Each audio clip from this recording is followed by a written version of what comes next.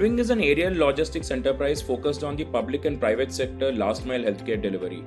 And estimates suggest that almost 25% of the out of pocket expenditure that patients spend are on non medical factors like travel, accommodation, food, and the cost of taking an attender if one has to visit a better health facility. So, by taking care closer to where patients stay and where vulnerable communities stay, we are reducing the overall expenditure that populations incur in accessing better healthcare.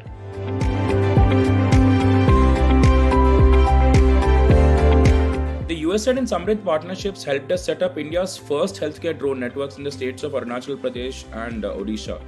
And these are landmark programs in the country, not just for Redwing, but for the entire industry, because this is the first time when large-scale adoption of drones were happening in India's public health system, where an entire district was being blanketed by the use of drones to improve healthcare access and quality. After SAMRIDH's partnership, several private and government agencies have been engaging with us to introduce drones in their healthcare supply chains. And so over the past 2 years, we have seen improved acceptance of drone-based medical supply chains across India.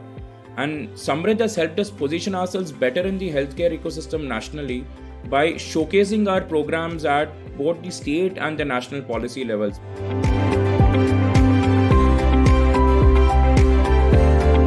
I would say the future is very bright and exciting, and by the end of this calendar year 2024, we are expecting at least 3/4 of states in India to have some form of aerial healthcare logistics in the last mile delivery space, right? Be it in the private sector of healthcare delivery or public sector. And this is, I would say, a big jump from where the industry was in the past 2 years.